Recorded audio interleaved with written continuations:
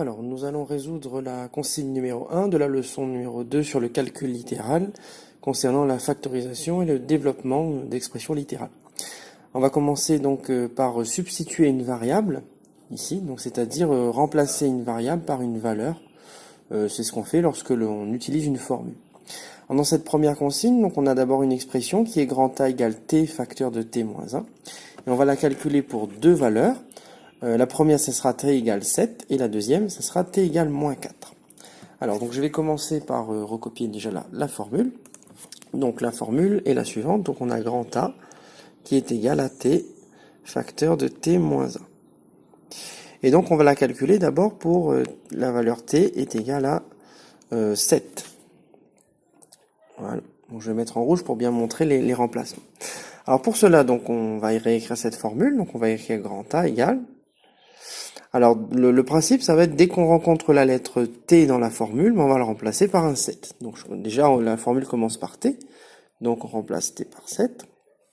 Ensuite, entre le T qui est ici et la parenthèse là, nous avons un signe multiplié qui est sous-entendu. Parce qu'on a le droit de ne pas écrire les signes multipliés qui sont devant une lettre ou une parenthèse. Donc, lorsque l'on remplace, on va prendre pour habitude de les rajouter, de les remettre.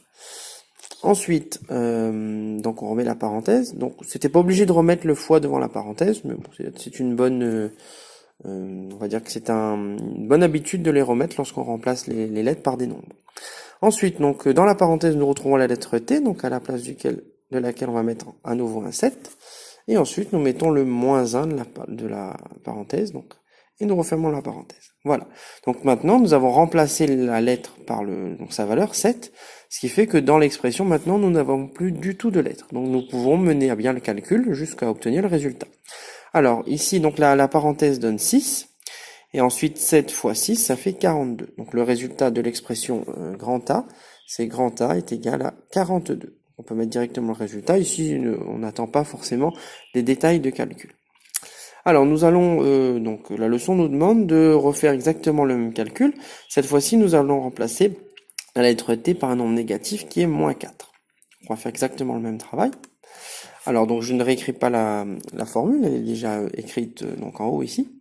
Donc on va utiliser exactement la même formule, cette fois-ci, on va avoir T égale à moins 4. Donc je vais mettre moins 4 entre parenthèses. Alors un bon conseil que je pourrais vous donner lorsque vous remplacez une lettre dans une formule par un nombre négatif, c'est de toujours penser à mettre les parenthèses autour du nombre négatif. Donc nous allons écrire à la place de t moins 4, donc ici moins 4. Ensuite multiplier par entre parenthèses. Donc à la place du t, donc toujours dans la parenthèse, on va remettre moins 4. Et ensuite moins 1.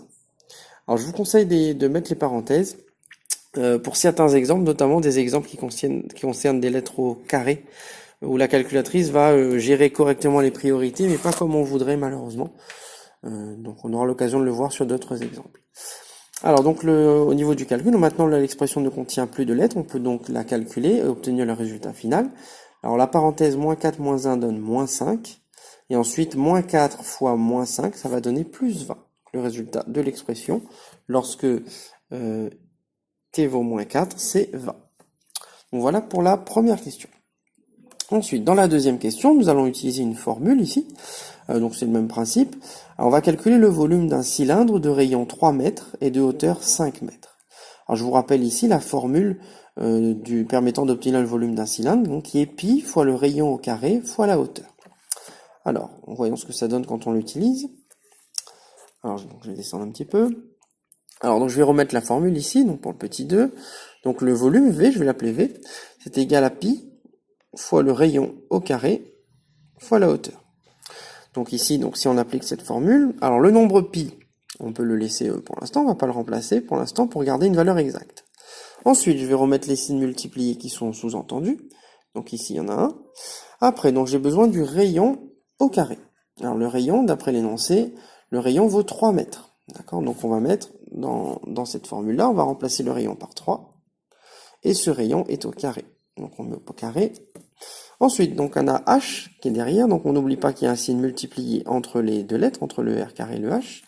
Et nous remplaçons donc la hauteur par sa valeur qui vaut, ici d'après l'énoncé, 5 mètres. Donc on remplace la hauteur par 5. Et ensuite, ben, nous pouvons continuer notre calcul. Donc la formule contient encore une lettre qui est la lettre pi, sauf que celle-là, elle a une valeur particulière. D'accord? Donc lorsqu'on la remplace, c'est forcément par une valeur approchée, puisque pi est un nombre infini, non décimal. Donc voilà, si on veut mener un calcul exact, alors le principe c'est de calculer tout le reste, sans toucher au pi pour l'instant. Donc on va calculer 3 au carré, 3 fois 3 ça fait 9, multiplié par 5 ça fait 45. Donc le résultat de la partie composée des nombres entre guillemets normaux c'est 45. 9 fois 5, 45. Et ensuite, je peux mettre que c'est 45 fois le nombre pi. Donc ici, il s'agit de la valeur exacte du résultat. Donc le volume est grand comme 45 fois le nombre pi. Alors si on veut avoir une valeur approchée, on peut donc utiliser la calculatrice et donc taper 45 multiplié par le nombre pi. Donc voyons où se trouve le nombre pi ici. Voyons pi. Ici, trouvé. Voilà. Et donc je fais égal, et j'obtiens donc un volume qui est environ égal à 141, si j'arrondis à la partie entière. Donc 141. Alors pour l'unité, donc je vais écrire donc V égale environ 141. Alors pour l'unité, comme les longueurs sont données en mètres, ici, comme on voit ici, mètre, ça veut dire qu'on obtient un volume qui est en mètres cubes. Donc les résultats qu'on a obtenus ici sont en mètres cubes comme unité. Donc le volume exact c'est 45 fois le nombre pi, et le volume approché c'est environ 141 mètres cubes.